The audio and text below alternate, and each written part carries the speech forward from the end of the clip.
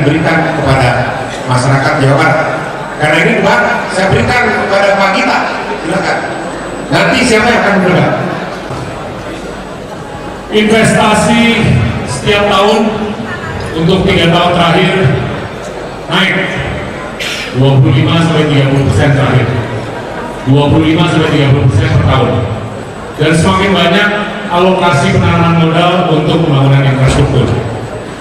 Tapi kalau kita lihat Provinsi Jawa Barat, ini sejarahnya pembangunan konektivitas itu lebih banyak di pantai utara, di Pantura sampai Jawa Tengah, Jawa Timur.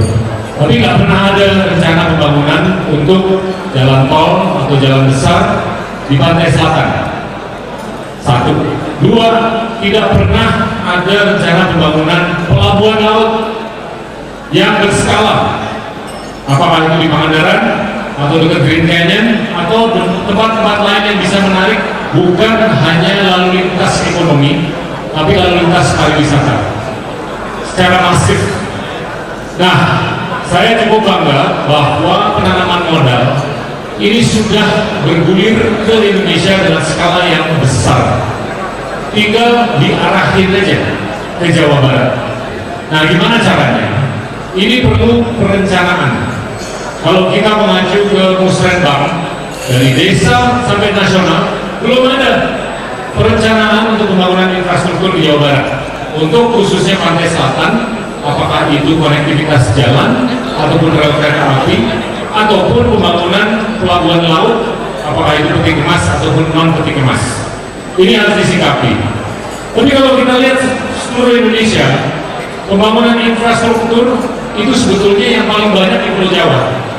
Jadi ironis sekali bahwa telah terjadi pembangunan infrastruktur yang banyak di Pulau Jawa, tapi di Jawa Barat yang konsekuensinya paling banyak dengan populasi 35 juta itu masih nyata tidak terjadi pembangunan infrastruktur.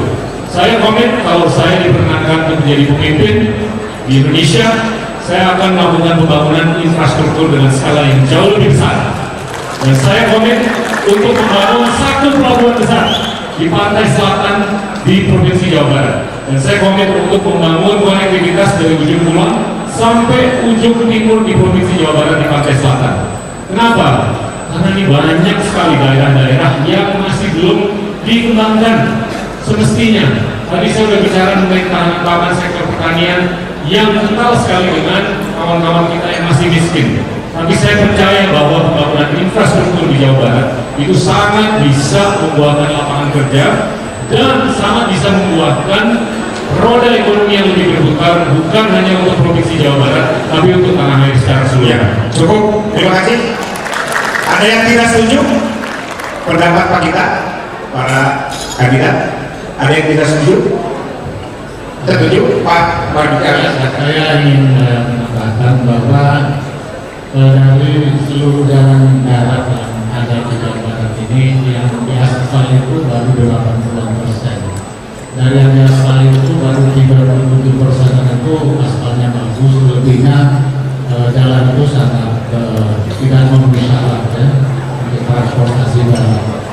Belum lagi mampu memberikan kesempatan hubungan antara satu kota dan kota lainnya.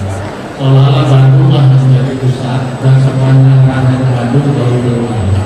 Oleh karenanya bagaimana kita memecah ya dan membuat membangun infrastruktur yang bisa menghubungkan seluruh wilayah Jawa Barat terus sehingga akan tumbuh pusat-pusat pertumbuhan, akan muncul pusat-pusat pertumbuhan baru. Kita tahu bahwa masih banyak khususnya di daerah utara, selatan, dan timur Jawa Barat yang belum terbangun. Dia baru terbangun daerah Jawa Barat dan Barat, Bogor, Bekasi, Depok yang sangat luar biasa. Tetapi di sisi lain itu masih belum terbangun ya karena masalah infrastruktur. Oleh karenanya bagaimana kita mampu membangun lingkar, kalau bisa kita bangun lingkar luar Jawa Barat itu bisa menghubungkan semua kabupaten di Jawa Barat buat satu hal yang sangat strategis. Dan tentu faktor-faktor lain dalam rangka mensupport pertumbuhan itu juga harus kita perhatikan. Akses pendidikan yang masih juga rendah. Kita lihat, nah hampir 50% pekerja di Jawa Barat adalah buruh dengan tingkat pendidikannya SD. Itu juga persoalan yang sangat luar biasa, dan tingkat kemiskinannya yang secara absolut juga sangat tinggi, 4,3 juta ya, dari total penduduk Indonesia, karena jumlah penduduk Jawa Barat juga tinggi. Itu juga sesuatu yang harus kita selesaikan. Kalau kita mampu menyelesaikan persoalan Jawa Barat, artinya secara paritung kita sudah menyelesaikan persoalan di seluruh wilayah Republik Indonesia. Namun jangan lupa, APBN kita terbatas, maka bagaimana usaha kita untuk menarik investasi. Dengan investasi swasta, maka insya Allah dana APBN bisa kita gunakan untuk membangun wilayah lain daripada Republik Indonesia. Terima kasih. Ya, Pak Ali Maskur, Cirebon itu wilayah utara pernah ingin menjadi provinsi baru, tidak bergabung kepada Jawa Barat itu karena merasa tertinggal. Kira-kira pemecahannya apa ya sehingga Cirebon memiliki sikap yang sama dengan daerah lain? Nah.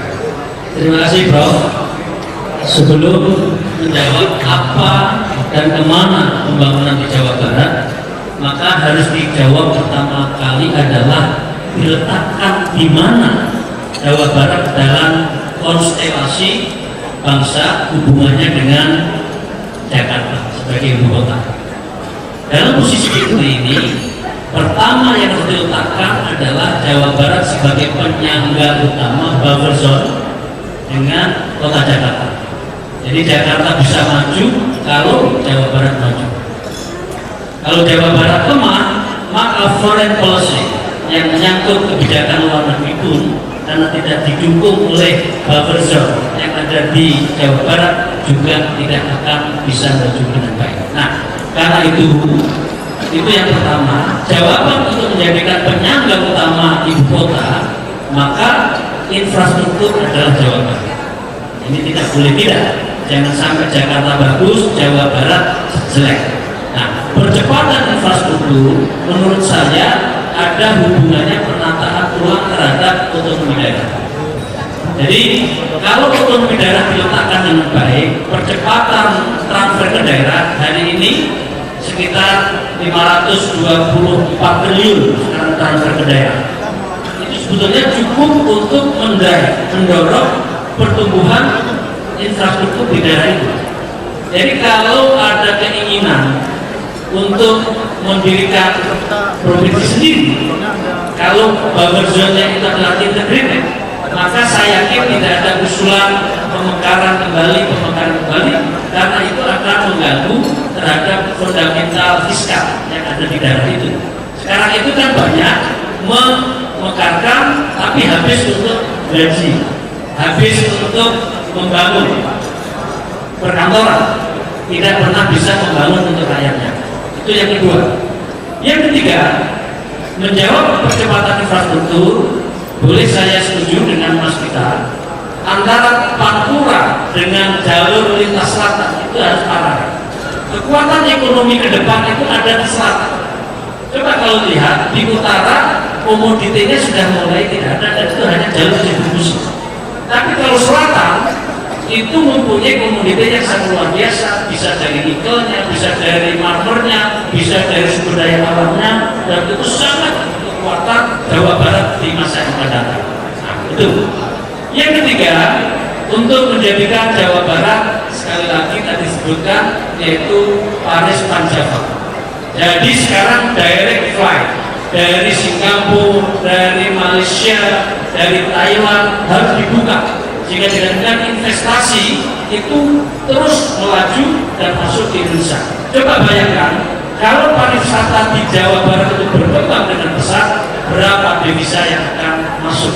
Dan dengan demikian infrastruktur, buffer zone, dan juga pariwisata itu menjadi satu kesatuan, menjadi roadmap Jawa Barat ke depan, dan itu harus Terima kasih. Ya, oke.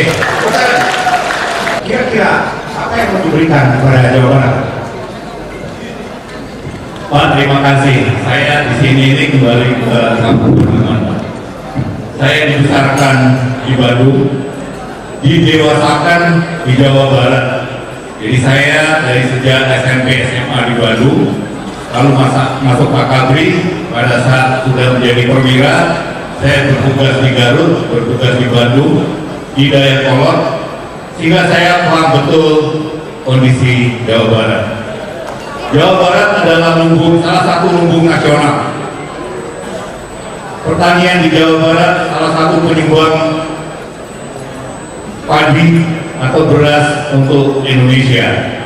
Oleh karena itu infrastruktur di pedesaan menjadi sangat penting. Sekarang ini ada beras produksi nasional yang harganya lebih mahal dari kalau kita impor, apakah itu dari Thailand, dari Vietnam, atau dari Myanmar. Mengapa itu terjadi? Karena infrastruktur di dalam pertanian ini tidak terbangun. Akibatnya pada saat para petani ini panen, untuk sampai ke tempat penggilingan memerlukan biaya mahal karena tidak bisa dimasuki oleh alat angkut yang cukup besar. Lalu dari tempat penggilingan sampai kemudian ke pasar ini juga tidak bisa dengan biaya murah karena infrastrukturnya belum cukup baik. Jadi infrastruktur pedesaan ini menjadi sangat penting untuk Jawa Barat dibangun agar kemudian masyarakat yang sebagai konsumen hasil pertanian bisa mendapatkan harga murah, sementara petani juga akan mendapatkan pendapatannya meningkat karena biaya produksinya menjadi lebih murah. Yang kedua, Jawa Barat itu juga daerah industri, maka menjadi penting kalau kemudian listrik harus tersedia dengan cukup dan relatif biaya murah. Kalau listrik ini tidak dihidupkan dengan solar, dengan BBM, kalau itu yang terjadi, maka biaya industri jadi juga lebih murah, produknya menjadi lebih murah, sehingga kemudian dia bisa bersaing dengan produk-produk dari luar negeri. Infrastruktur tadi sudah dibahas, pelabuhan yang harus efisien. Jangan sampai produk-produk dari hasil industri ini bertahan sekian lama di pelabuhan hanya karena memang dia belum bisa naik ke kapal untuk sampai kepada pemasaran.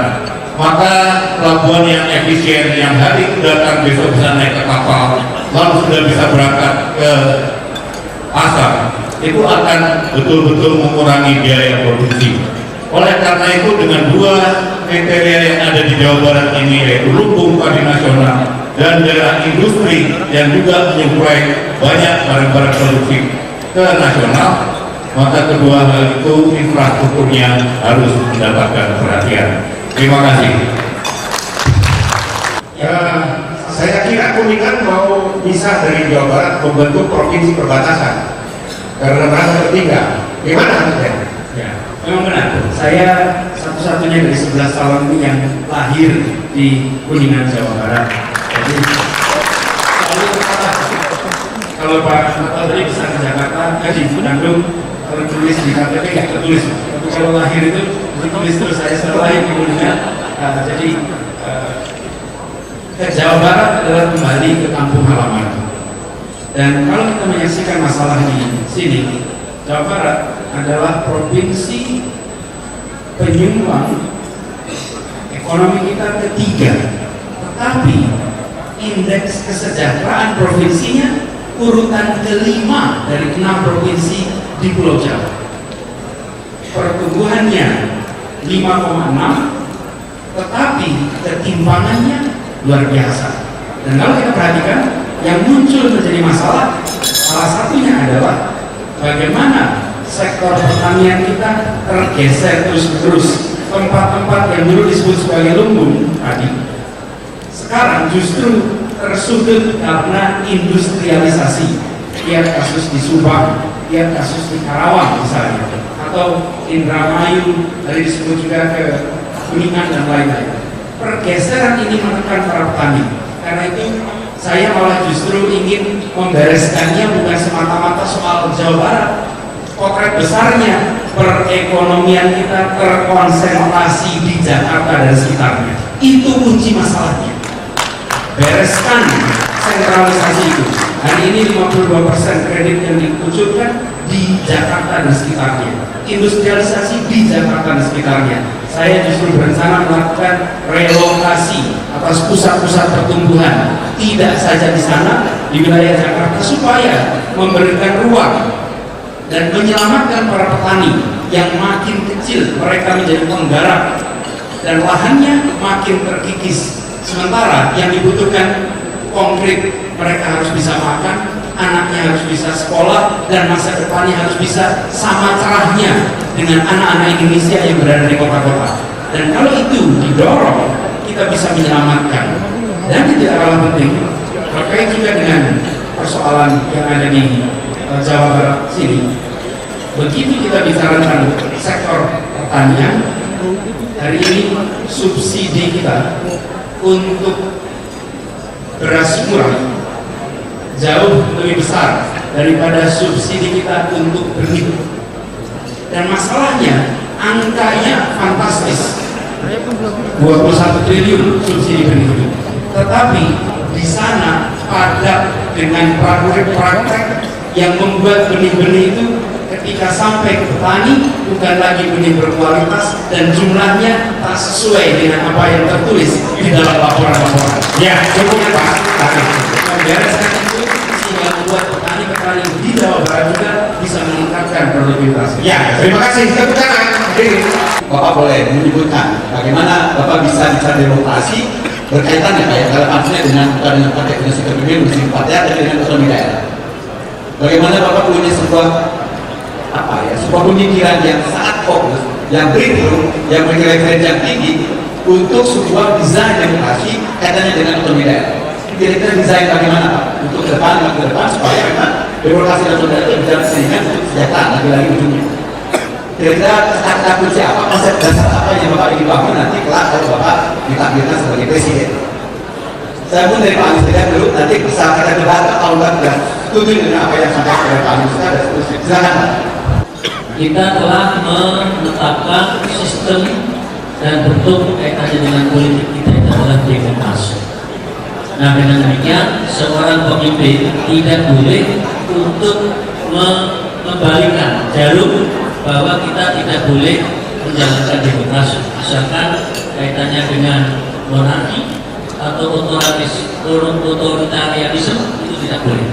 Karena itu demokrasi meskipun sekarang mengalami 3 distorsi, demokrasi telah melahirkan sebuah surplus kebebasan tapi minus keteraturan. Demokrasi telah melahirkan pada oligarki karena tidak ada yang disebut dengan civil and political right, hanya orang yang punya jabatan anaknya akan jadi. Itu ada distorsi.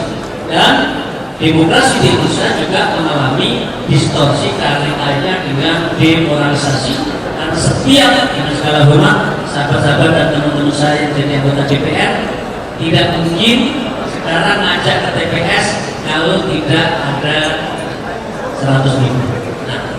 Tapi itu adalah wajar ketika kita mencari air dalam kedalaman 15 tahun, 15 meter, airnya masih turun. Tapi bukan berarti kita terus nunduk, tidak boleh demokrasi, kembali kepada otoritarianisme, itu tidak boleh. Karena itu kita harus terus sabar, menukik ke dalam untuk 15, 20, 30 tahun, 30 meter, sehingga saatnya air di Indonesia demokrasi dan terjadi. Problem kaitannya dengan transisi demokrasi adalah hubungan pusat dan daerah. Dengan segala hormat, gubernur tidak dianggap oleh bupati. Menteri apalagi itu kalah dengan kepala dinas. Ini adalah pertanyaan mendasar kaitannya dengan sistem pemerintahan, sistem negara kita. Negara itu adalah NKRI yang disebutkan di pasal 37 itu adalah non-amendable right. Jadi NKRI tidak boleh untuk di amandemen. Buat saya NKRI adalah harga mati. Buat NU NKRI adalah harga mati. Menata ulang bahwa di pasal 18 Undang-Undang Dasar Negara Republik Indonesia mengatakan Indonesia terdiri dari provinsi, bukan ada dulu daerah-daerah, kemudian ditarik ke pusat, itu cenderungnya adalah federalisme. Jadi menata hubungan pusat dan daerah kaitannya dengan otonomi daerah, maka harus ditata ulang, khususnya 5 kewenangan yang itu adalah milik pemerintah, diserahkan pemerintah, yang agama, yang militer, yang keuangan, itu boleh. Tetapi dalam hal konsesi yang menyangkut sumber daya alam, karena namanya sovereignty, kedaulatan itu termasuk kedaulatan dalam tanah. Jika tanah tidak boleh dibagi seenaknya oleh bupati, diberikan konsesi dalam bentuk IU, dalam bentuk KP, dan itu seenaknya, sehingga orang mengatakan luas KP yang diberikan oleh bupati itu lebih luas dari geografi itu sendiri. Jadi dengan demikian, beberapa hal yang menyangkut sumber daya alam itu salah satunya yang harus pendulunya ditarik ke pusat. Dan memang benar kaitannya dengan sumber daya alam. Kalau PKP 2B itu adalah kewenangan pusat. Kalau KP yang di bawah 5.000 hektar itu adalah daerah. Tetapi ternyata otonomi daerah juga mengalami distorsi yang saya sebut dengan percepatan, dengan segala hormat, korupsi. Kalau dulu korupsi itu sentralistik, dengan otonomi daerah korupsinya menjadi berjamaah yang ada di daerah itu. Terbukti 311 dari kepala daerah kita sekarang berurusan dengan hukum karena penyalahgunaan dan ada unsur kerugian. Jadi intinya perlu penataan ulang menjadi bagian dari kata kuncinya NKRI. Terima kasih Pak Anies. Pak Anies tadi Pak Minister bisa menyampaikan bahwa problemnya adalah di persoalan desain yang tidak clear kaitannya dengan soal pembagian kewenangan dengan pemahaman sebagai budaya alam. Pak Anies, kalau begitu, apa yang harus ditinggalkan ketika bicara tentang demokratisasi dan tumbuh dari daerah? Sebetulnya begitu. Apa Pak desain atau konsep apa untuk hal itu? Silakan Pak Anies, nanti setelah kita kita. Ya. Indonesia memang unik. Ini negara besar, kesatuan dan demokratis. Biasanya di banyak negara besar demokratis bentuknya federasi. Kalau negara demokratis dan kesatuan biasanya kecil. Indonesia satu-satunya negeri di dunia yang besar, kesatuan dan demokratis. Satu-satunya. Dan saya melihat kedewasaannya cukup tinggi. Meskipun banyak berita kekerasan dalam pilkada, sebenarnya tidak. Menurut saya justru yang dibutuhkan adalah ketegasan di dalam menegakkan keputusan-keputusan. Dan jika saya menjadi presiden, pegangan saya adalah konstitusi, titik. Bila konstitusi jalankan. Dan menjadi pemimpin harus tegas serta mampu membedakan mana kepentingan pribadi dan mana kepentingan negara, mana kepentingan publik. Ini yang menurut saya sering hilang di Indonesia. Bahkan itu yang seringkali menjadi sebab kenapa pimpinan di level kabupaten enggan mendengarkan kepemimpinan di level provinsi. Bukan semata-mata struktural. Anda pemimpin jika ada pengikut. Anda disebut pemimpin jika yang di bawahnya mau mengikuti. Yang terjadi adalah pejabat yang tidak diakui kepemimpinannya. Di banyak tempat ada bupati yang gubernur yang mengumpulkan semuanya datang, tapi ada yang tidak mau datang. Menurut saya ini mengelola di Indonesia bukan saja secara struktural, tapi secara kultural juga penting. Tapi saya tambahkan sini. Di sini juga menyangkut, izinkan saya agak sedikit berbeda pandangan. Ya, menyangkut soal mengelola amanah. Kebetulan Pak kita barusan menyelesaikan tugasnya sebagai menteri, sudah mengajukan pengunduran diri. Izinkan saya berbeda pandangan mengenai ini. Begitu. Menurut saya justru hari ini kita harus menomorsatukan kepentingan negara di atas mengejar kepentingan pribadi. Kenapa? Karena justru berada di wilayah publik mendorong negara untuk bisa menjalankan yang terbaik bagi rakyatnya, itu yang dibutuhkan. Kenapa saya katakan begini? Karena kalau itu pendekatan yang diambil, maka seluruh komponen di kabinet harus siap-siap permisi beberapa minggu ke depan. Karena semua akan terlibat dalam aktivitas kampanye. Dan bila dinomorsatukan kepentingan mengejar posisi, maka republik ini justru akan tergeser dari rel utamanya. Saya sangat menghormati Mas Anies. Mas Anies ini teman dekat saya. Tapi kalau ditanya mengenai otonomi daerah, jangan jawab dengan mengunduran diri saya. Saya mengundurkan diri karena saya percaya saya mampu untuk memenangkan konvensi. Dan saya percaya kalau saya memenangkan konvensi, saya akan bisa melakukan amanah yang lebih mulia lagi daripada bertemu dengan wartawan menjelaskan kenapa kita masih impor cabai, kenapa kita masih impor sapi. Tapi itu jawaban sekilas saya terhadap observasi dari Mas Anies. Kalau bicara mengenai otonomi daerah, anggaran tahun 2014 itu kurang lebih 1.800 triliun. Alhamdulillah, 9 tahun yang lalu kurang dari seperlimanya. Hampir setengah dari anggaran itu dilempar ke seluruh 497 kabupaten kota. Nah, ini kita punya tombol yang bisa diatur untuk mengatur perilaku pimpinan atau pemimpin daerah. Tapi kenyataannya banyak pemimpin daerah yang dikasih anggaran untuk bangun sekolah, sekolahnya dibangun, nggak ada muridnya, nggak ada gurunya. Dikasih anggaran untuk kepentingan investasi jangka panjang, tapi dia pakai anggarannya untuk beli mobil, untuk beli dekorasi untuk rumahnya. Nah, dalam sistem politik anggaran antara pusat dan daerah yang sangat dalam prerogatif pemimpin atau the chief executive officer of this country, dia bisa tentukan kalau lo nggak pakai anggaran ini sesuai dengan SOP-nya, tahun depan jangan lagi lo minta anggaran untuk bangun sekolah. Dan kalau perlu kita buka kantor cabang KPK di kabupaten itu. Kenapa? Banyak sekali korupsi. Kalau kita melakukan survei di daerah, itu survei mengenai korupsi lebih banyak di daerah terkait dengan 3 hal, yaitu permodalan, kesehatan, dan pendidikan. Nah, kalau kita buka cabang KPK di setiap provinsi, bahkan di kabupaten, itu sangat bisa mengkoreksi perilaku-perilaku pemimpin daerah. Nah, saya kurang setuju dengan Mas Ali kalau menteri itu takut dengan kepala dinas. Saya punya wibawa selama 4 tahun terakhir di pemerintah, setiap kali saya datang ke daerah, kepala dinas selalu menjemput saya. Saya punya wibawa untuk mengamanahkan kepala dinas tersebut untuk melakukan apapun yang menurut saya adalah yang terpenting untuk rakyat.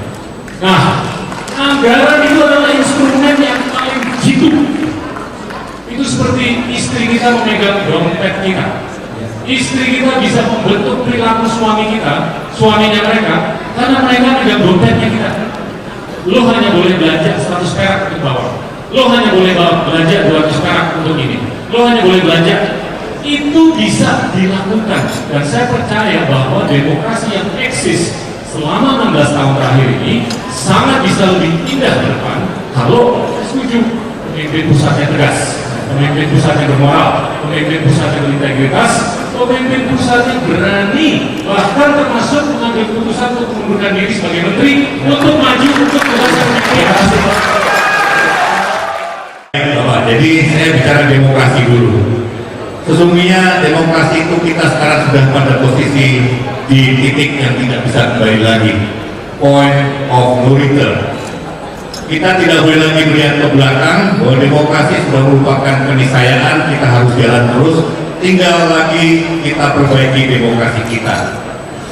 Demokrasi di negara Amerika yang kita lihat kemudian mereka bisa mensejahterakan rakyatnya, itu Amerika. Demokrasi di Inggris yang bisa mensejahterakan rakyat Inggris, itu di Inggris. Karena masing-masing bangsa itu punya kekhasan.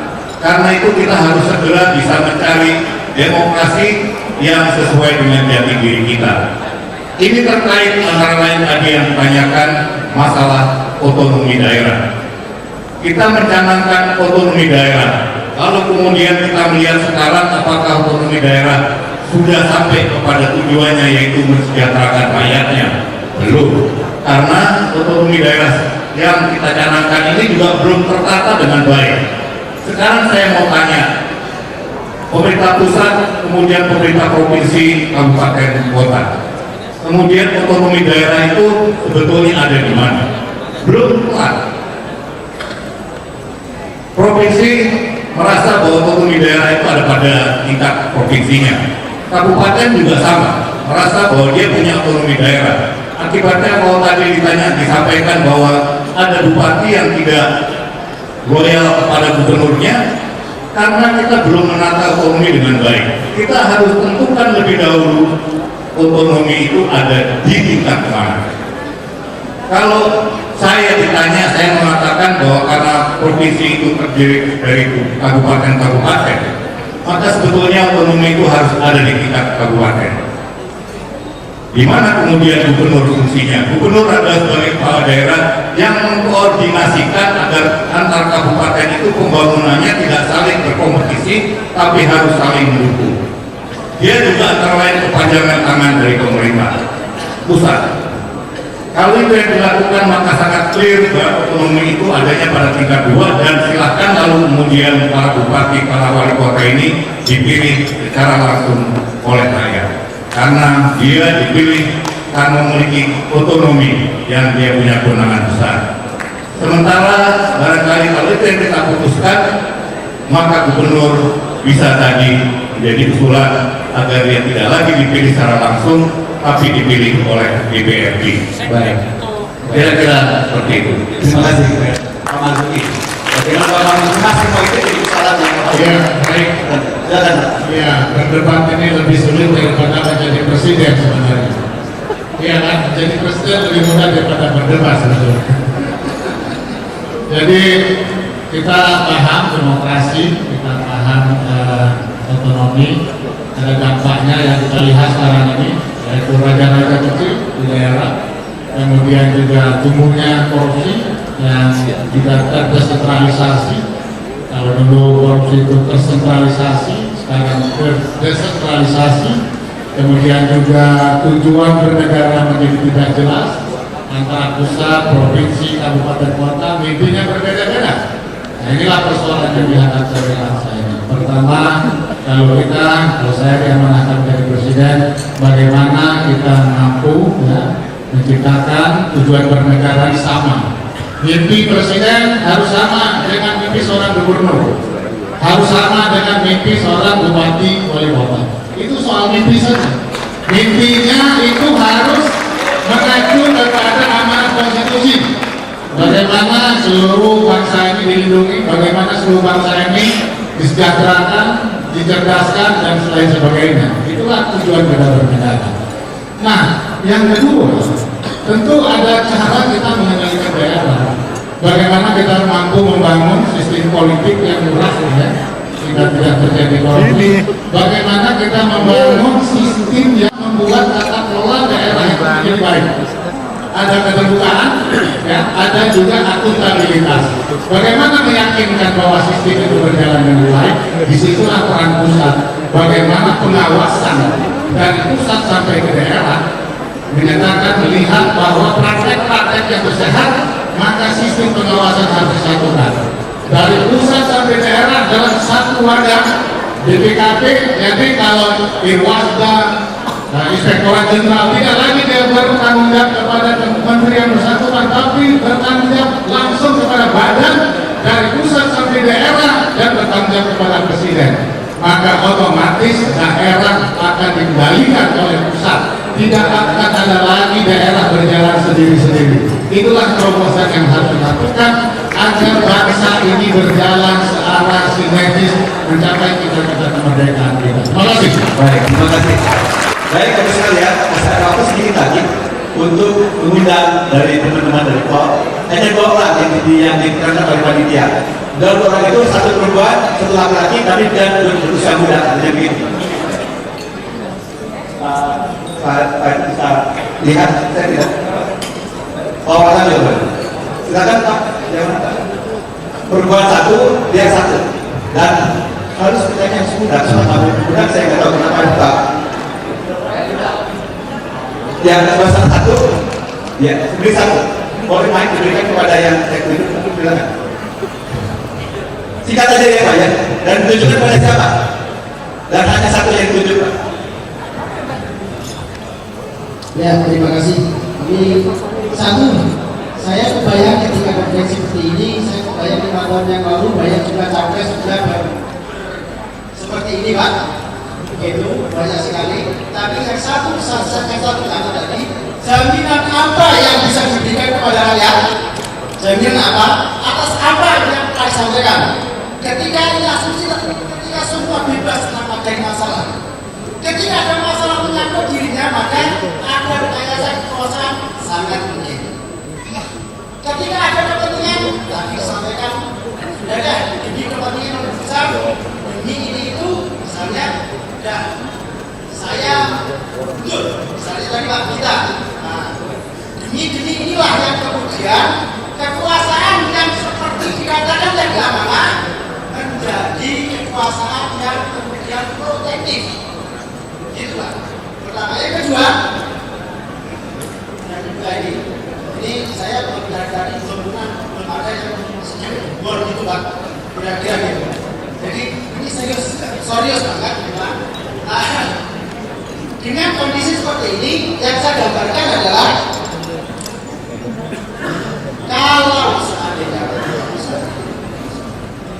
jadi dengan keseriusan yang ada di bapak-bapak sekalian tadi, dengan kondisi majmuk yang seperti ini itu, kira-kira bagaimana mengelola mengelola demokrasi lagi Pak. Jadi yang terjadi seringkali kenakuan yang muncul Pak, kira-kira gitu. Baik. Terima kasih Pak. Silakan tanya Mas. Silakan. Saya nama Nur Aziz Pak. Nur Aziz. Ya. Pertanyaan Bapak tujuh pada siapa tuh? Pertanyaan saya pertama dari Pak Gita tadi. Pak Gita. Oke. Yang kedua pertanyaan kepada. Yang kedua ini kepada Pak, mungkin ini lebih tepatnya ke Pak Marzuki, kalau Pak Marzuki Pak. Pak Marzuki. Pak Gita, Pak Marzuki. Ke Pak Anies saya ini titip satu Pak. Pak Anies ya ada sedikit humor sedikit tadi Pak. Ya. Pak Anies saya titip satu Pak Anies ini saya belum menangkap yang jelas ini SDM full banget ya. Gitu, Pak. Baik. Terima kasih. Pertanyaan tadi apa itu? Nomor 2 Pak, pertanyaannya. Mas, nomor 2 itu. Nomor 2 Pak tadi Pak, selama ini Pak Marzuki sudah di DPR Pak. Nah, tetapi tadi lagi-lagi banyak sekali kekakuan yang muncul di DPR ini tidak terakomodir, gitu Pak. Nah, bagaimana kalau seandainya di presiden ini kondisi contoh, misalnya contoh hari ini banyak kabinet sekarang ini menteri A ngomong A, menteri B ngomong B, misalnya gitu Pak. Ini kan banyak hal yang tidak terkendali Pak. Oke. Di hubungan antara DPR dengan Ya, seringkali visi presiden yang disampaikan tadi capres nggak nyambung Pak, itu saya kira. Ya. Nah, disinilah yang kemudian apa yang digambarkan ke Indonesia Raya itu menjadi Indonesia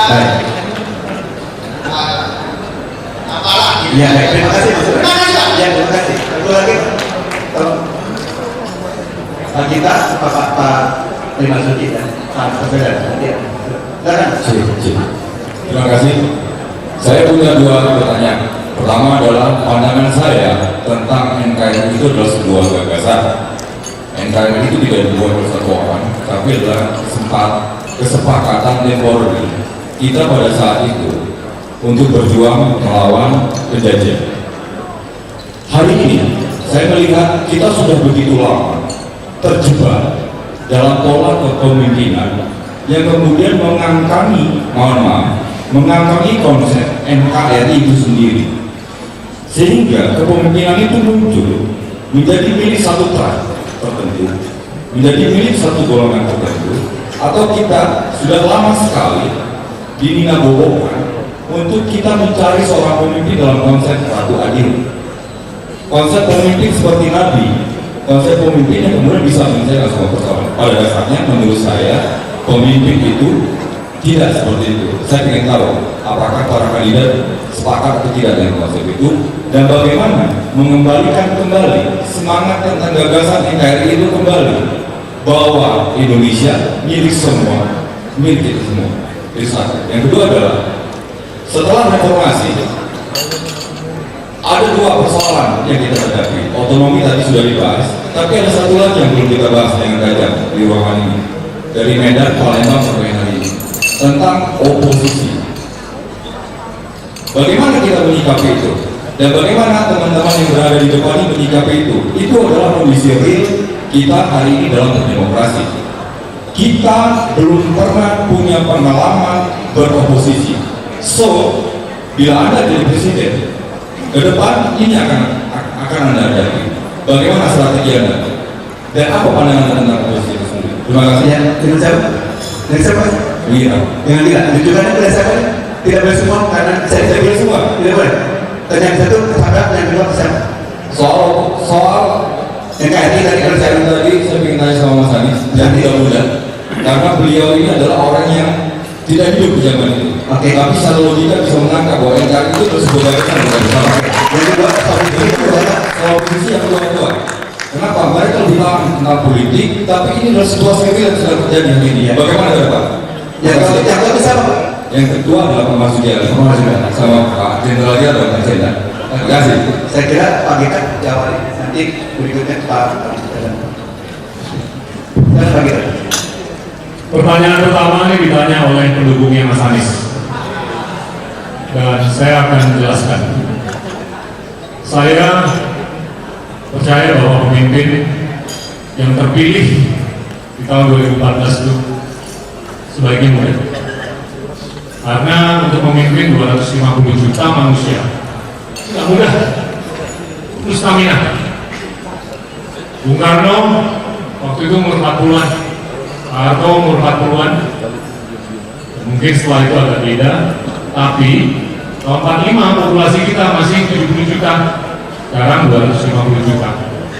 Dan pemimpin depan itu harus bisa hari ini di Bandung, besok di Mamuju, lusa di Fakfak, berikutnya di Bali, berikutnya lagi di Samosir, berikutnya lagi balik di Jakarta, berikutnya lagi daerah, untuk bisa mendengar suara rakyat. Dan saya percaya bahwa siapapun, dan saya penuh dengan keikhlasan, kalau bermoral, berintegritas, dan cerdas, dan juga ngerti bahwa pemerintahan ke depan itu adalah terkait dengan 3 hal. Yang pertama adalah, ini adalah dari rakyat untuk rakyat, di mana seorang pemimpin itu harus bisa mendengar suara rakyat. Jangan ngomong aja ke rakyat. Kenapa golput itu bisa 40%? Karena mereka udah blunder dengan politisi yang bisanya hanya menjual janji, berretorika, bohong, korup, dan nggak kompeten lagi. Ini termasuk keponakan-keponakan saya. Ini termasuk anak-anak saudara-saudara saya, teman anak-anak saya, yang dengan gamblangnya bercerita bahwa saya nggak mau nyoblos karena saya sebel banget. Ini fakta. Yang kedua, pemimpin itu harus benar-benar lihat untuk urun rembuk dengan rakyat dan cari solusi dalam jawaban ke suara rakyat. Dan yang ketiga, ini penting sekali. Tadi saya dengar kata kemajemukan. Kemajemukan kita, keanekaragaman kita ini kaya sekali. NKRI nyambung dengan eksistensi kita, dengan 17.000 pulau, dengan diversitas yang luar biasa, sebagai demokrasi terbesar nomor 3 di dunia, populasi terbesar nomor 4 di dunia, negara muslim terbesar di dunia yang kaya dengan pluralisme, perekonomian terbesar nomor 15 di dunia, yang mampu insya Allah dalam 20 tahun menjadi ekonomi terbesar nomor 6 di dunia. Namun masih ada yang tertinggal di Pangandaran, ada yang tertinggal di Ciamis, ada yang tertinggal di Bekasi, ada yang tertinggal di kota Bandung. Bisa hampir 6 juta manusia di Provinsi Jawa Barat miskin. Kok bisa bahwa walaupun pertumbuhan ekonomi kita di atas 6% untuk beberapa tahun, tapi kok masih aja senjang? Demokrasi itu hanya bisa bergulir berkelanjutan, bukan semata untuk suara mayoritas, tapi harus memberikan jaminan perlindungan kepada siapapun yang tertinggal, siapapun yang terpinggirkan, dan siapapun yang berada di kaum minoritas. Kalau itu bisa terjamin, demokrasi bisa berjalan. Nah, saya percaya bahwa kalau saya fokus untuk menceritakan dan mendengar suara rakyat, ini saya akan bisa menyelesaikan amanah saya. Dan insya Allah kalau diperkenankan, saya bisa memulai amanah saya lebih mulia. Tapi selama ini saya goyang batinnya. Selama saya jadi Menteri Perdagangan, saya bicara dengan Bapak SBY, saya diminta untuk maju di konvensi. Ini benturan kepentingannya dari sisi persepsi luar biasa mengganggu perasaan saya. Dan saya sudah sampaikan ke beliau beberapa kali, saya kurang serem. Mendingan saya fokus di salah satu saja. Tapi kalau memang saya diperkenankan untuk maju dalam proses politik ini, ya insya Allah saya akan ikhtiar. Saya akan doa, saya akan lakukan yang terbaik. Tapi saya percaya Tuhan Allah akan memperkenankan pemimpin baru yang insya Allah bisa menjawab suara rakyat. Cukup Pak, ya. Silakan sesuai dengan permintaan presiden. Baik, antara kaku dengan serius memang beda-beda tipis. Kita debat bernegara, artinya debat yang serius. Jadi bukan debat yang bikin joke ya, yang waktu yang sangat singkat kita bikin joke sehingga suasananya memang cair. Tetapi saya khawatir kita akan keluar daripada konteks. Oleh karenanya tidak bisa ngejudge bahwa ini ada kekakuan. Kita ini adalah pemimpin-pemimpin yang egaliter, saya yakin. Dan sebelum menjudge sebaiknya menilai dulu bagaimana perjalanan seseorang, track record seseorang secara utuh, agar kita tahu persis apakah orang itu kaku di dalam memimpin, apakah orang itu serius di dalam memimpin. Sebagaimana sampaikan Pak Gita tadi, fokus itu adalah bagian daripada keseriusan. Nah, oleh karenanya, kalau saya diberikan amanah oleh Presiden, tadi disampaikan antara Menteri A, Menteri B, beda pendapat, pandangan. Menteri itu adalah pembantu Presiden. Menteri itu harus menyatakan, membuat statement adalah sesuai dengan apa yang dijadikan atau menjadi arahan dari seorang presiden. Seorang presiden harus tahu apa yang dikerjakan oleh menterinya, sehingga apabila menterinya keluar daripada konteks yang telah diberikan sesuai arahan, apakah dalam rapat kabinet terbatas, apakah dalam rapat kabinet paripurna, maka seorang presiden harus berani turun, tidak hanya pada tingkat menteri, tetapi dia juga harus turun pada tingkat eselon 1. Bila perlu, to step down. Setelah menteri, ada dirjen, kemudian ada kepala biro ataupun direktur, sehingga semua apa yang menjadi cita-cita, target yang akan dicapai oleh seorang presiden betul-betul dijalankan secara sinergis, terkoordinasi dengan baik dari atas sampai bawah, sehingga tidak ada arahan-arahan itu menjadi bias. Itulah yang harus dilakukan oleh seorang presiden pada era sekarang ini, karena apa syarat kepentingan dari setiap kementerian yang kadang-kala membuat arahan-arahan itu menjadi bias. Saudara-saudara yang sangat saya hormati, nah dalam konteks kepemimpinan di era demokrasi sekarang ini, maka seorang pemimpin tidak boleh hanya mengetahui satu masalah saja. Seorang pemimpin harus menguasai berbagai macam persoalan. Kalau di DPR, dari Komisi 1 harus dia menguasai sampai Komisi 11, sehingga semua persoalan-persoalan di dalam kehidupan berbangsa, bernegara, di negara kesatuan Republik Indonesia dapat diketahui secara komprehensif dan holistik.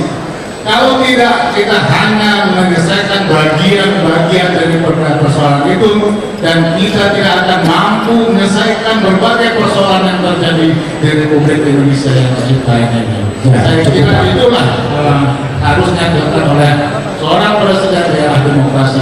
Terima kasih Bapak. Silakan satu lagi pertanyaan kepada Pak Aris.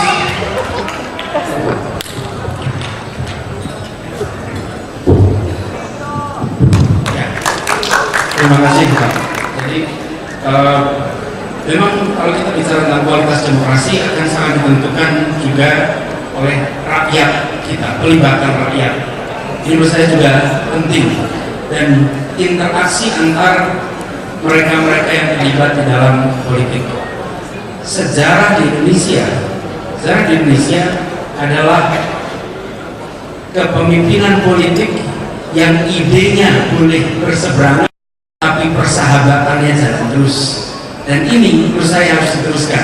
Saya dengan Mas Gita mungkin berbeda pandangan misalnya, tapi pertemanan kita jalan terus. Jadi itu yang harus kita teruskan di sini.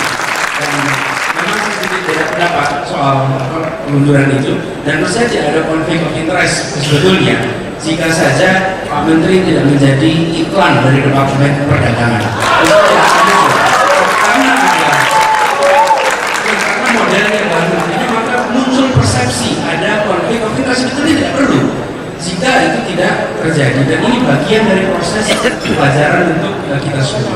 Saya ingin mendorong kualitas demokrasi kita meningkat dengan cara apa?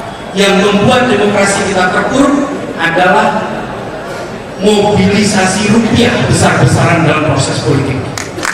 Proses politik ini sumber dari berbagai macam praktek korupsi, karena proses politik kita amat mahal. Kami mulai dengan namanya gerakan turun tangan, semua relawan rupiah.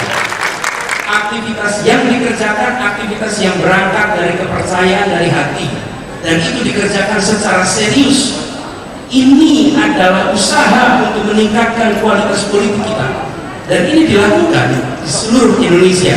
Saat ini ada di lebih dari 23 provinsi seluruh Indonesia, lebih dari 13.000 orang relawan, dan kalau mereka nge-tweet, mereka bikin event, tak ada Rp1 pun yang dilakukan.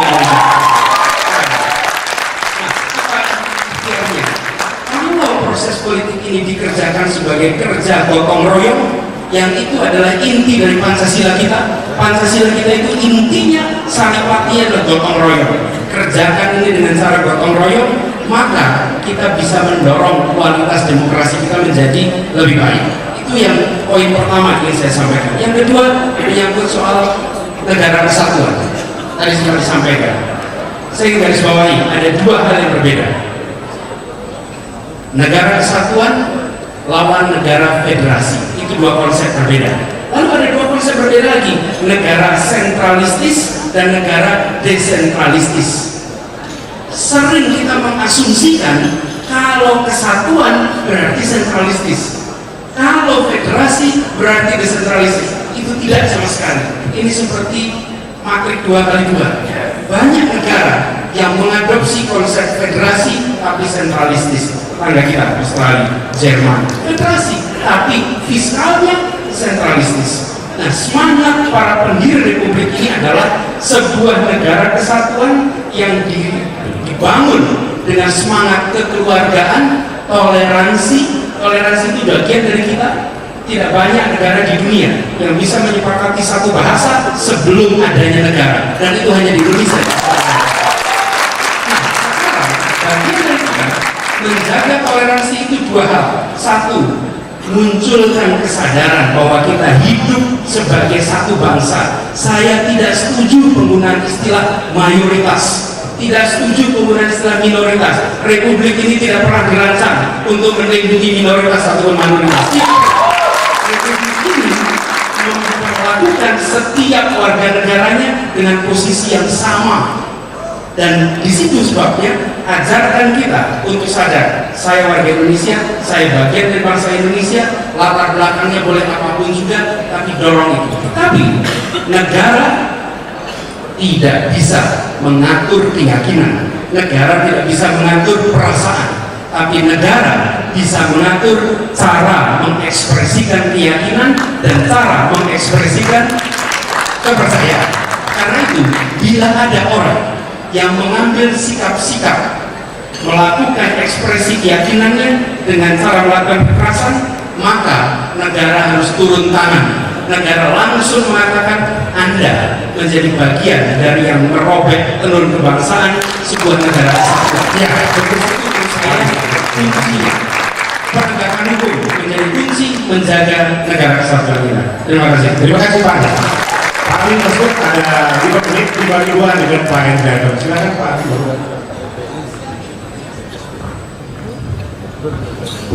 Terima kasih. Saya kembali kepada pertanyaan tidak personal, biar lebih runtut di dalam diskusi pada malam hari ini. Pertanyaan pertama adalah toleransi, yang kedua oposisi. Ini yang akan saya jawab. Saya mulai dari sebuah pernyataan, tidak ada Indonesia tanpa pluralisme dan tidak ada pluralisme tanpa toleransi. Inilah kekayaan yang dimiliki oleh Indonesia, dan maaf, ini sebagai last battle kaitannya dengan adanya pertahanan terakhir di dalam sistem yang saya sebut dengan keramahan. Di Parlemen saya katakan dulu Indonesia itu dikenal sebagai bangsa yang ramah. Sekarang disebut bangsa yang suka marah. Mengapa? Ini problem yang harus kita cari. Tadi sudah saya sebutkan kaitannya dengan distorsi demokrasi. Nah, menjawab toleransi itu ada 3 tataran. Yang pertama adalah tataran di bidang ekonomi. Ini yang paling penting. Dulu konflik itu diakibatkan karena ideologi. Ada permesta PRRI, ada apa, dan itu adalah bagian dari ideologi yang berbeda. Tetapi ke depan untuk menjawab toleransi harus dijawab tentang pemerataan, kesempatan, akses dalam pengelolaan ekonomi di Indonesia. Tidak mungkin akan ada yang disebut dengan pendulum keikakan, artinya kita bersatu, kalau kebinekaan kaitannya dengan ekonomi itu tidak terjamah oleh masyarakat bawah, oleh provinsi yang berbeda. Ini menjawab dalam konteks orang bersatu manakala ada kesejahteraan. Fungsi seorang pemimpin adalah mempercepat kesejahteraan rakyat. Yang kedua, di dalam konteks yang lebih luas, maka toleransi harus kita aplikasikan, kita praktekkan dalam bentuk muasyarah, berhubungan sesama manusia. Ya, orang menyebut ini adalah disebut dengan tasawuf dalam konteks agama. Orang harus menghargai perbedaan. Orang harus menghargai sebuah pendapat yang berbeda. Sekarang saya tentu tadi tidak ada mayoritas minoritas. Sekarang itu yang terjadi adalah demokrasi prosedural. Yang penting saya mayoritas, saya voting, menang, saya gagal. Tapi meninggalkan masyarakat yang sebetulnya dongkol di dalam sistem demokrasi. Ini tidak boleh. Tidak boleh ada yang disebut dengan tirani minoritas dan diktator mayoritas. Itu tidak boleh di dalam sebuah negeri Pancasila. Yang ketiga, untuk membangun toleransi, maka harus disebut dengan dialog. Saya mengusulkan, kalau ada perbedaan antar umat beragama dan internal agama, maka jangan buru-buru dihakimi. Ajaklah dialog. Organisasi-organisasi besar, yang saya sebut, maka ajaklah orang yang berbeda itu untuk kita tabayunkan menjadi satu sama. Yang kedua, jangan cepat menggunakan hard power kaitannya dengan kekerasan, dibalas kekerasan akan melahirkan lebih keras lagi. Karena itu, teman-teman antar umat beragama atau agama saya Islam masih ada mengambil jalan keras, maka itu masih bisa kita ajak dialog untuk menyamakan persepsi hubungan antara agama dengan negara. Indonesia bukan negara sekuler, Indonesia juga bukan negara teokratis, tetapi Indonesia adalah negara Pancasila yang agama mendapatkan tempat yang sangat mulia untuk menjadikan enlightenment di dalam sistem bernegara. Ini yang harus kita bangun ke depan. Yang terakhir kaitannya dengan oposisi. Itu Mas, sangat tergantung desain bagaimana sistem kepartaian kita. Kalau sistem kepartaiannya masih mengarah pada multi partai, sulit untuk dilakukan yang disebut dengan oposisi. Tapi kalau pada saatnya the simple multi party system, artinya multi party system yang simpel, ya barangkali 5, saya yakin nanti pada saatnya budaya oposisi menjadi bagian yang terrealisir di Indonesia, sehingga yang ruling partai akan bekerja dengan baik, yang opposition partai akan mengontrol dengan baik, dua hubungan ini yang diuntungkan adalah rakyat, karena yang memimpin dan yang oposisi untuk kepentingan rakyat. Ya, cukup saja. Terima kasih Pak. Silakan Pak Enderton. Saya ingin menyoroti sedikit tentang Negara Kesatuan Republik Indonesia, walaupun tadi Pak Anies sudah menjelaskan tentang apa yang sebetulnya Negara Kesatuan Republik Indonesia itu. Jadi sampai dengan hari ini saya terus terang masih bingung kalau ada orang, mohon maaf ini Pak Nanti Maskur, NKRI harga mati. Yang dimaksud dengan NKRI harga mati ini kan artinya bahwa kita tetap ingin mempertahankan bentuk dari negara ini sebagai negara kesatuan, dan kalau itu dianggap sesuatu yang harga mati, lebih penting mana dengan harga mati adalah Republik Indonesia dengan wilayah dari Sabang sampai Merauke. Saya lebih melihat bahwa lebih penting kita mengatakan bahwa Republik Indonesia yang wilayahnya terdiri dari Sabang sampai Merauke itu tidak ada lagi tawar-menawar, itu adalah harga mati.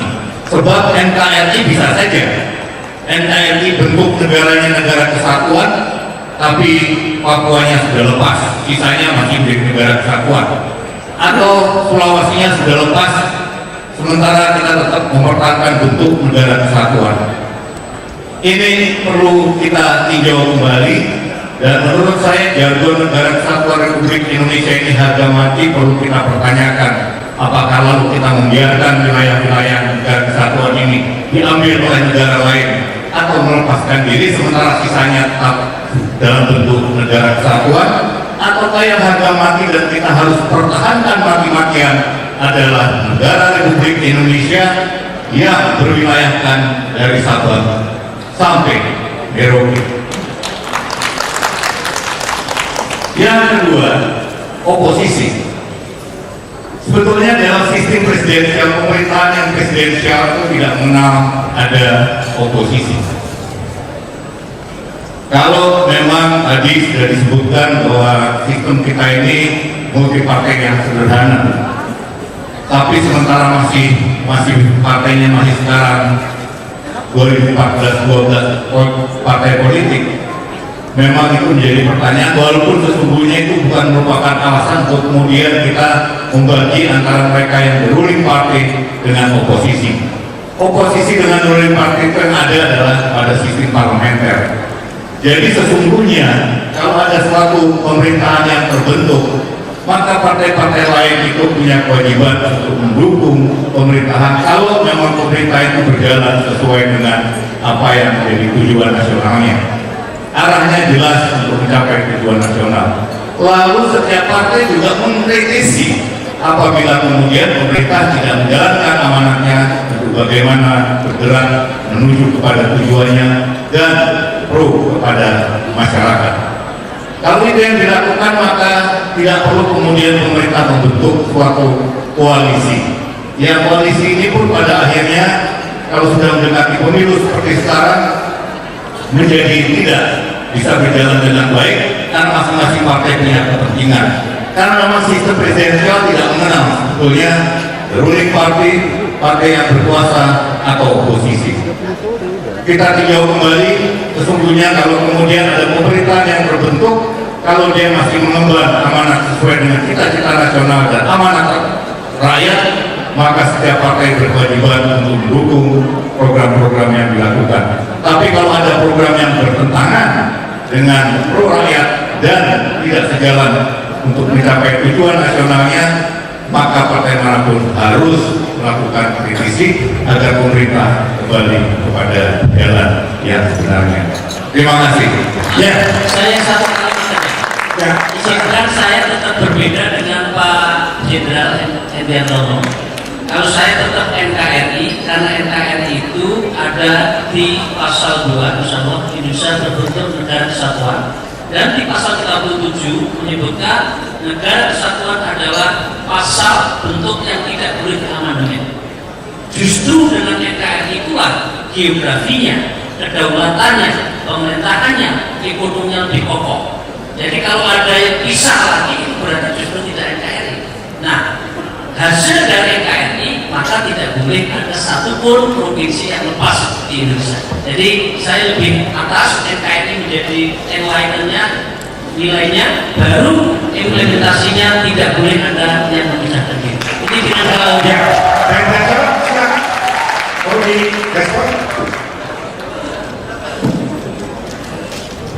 Iya, saya hanya ingin kembali meluruskan bahwa negara kesatuan itu bentuk negara yang kemudian opositnya lawannya adalah negara federal yang itu tidak terkait sama sekali dengan wilayah. Ya, bentuk dari Republik Indonesia adalah negara kesatuan Republik Indonesia. Kemudian kita pernah menjadi negara federal pada saat Republik Indonesia Serikat. Buat saya lebih penting saya mengatakan saya siap mati mempertahankan negara Republik Indonesia yang wilayahnya dari Sabang sampai Merauke. Artinya tidak satu wilayah pun yang boleh lepas, apakah itu diambil oleh negara lain ataukah karena memang kemudian dia melepaskan diri.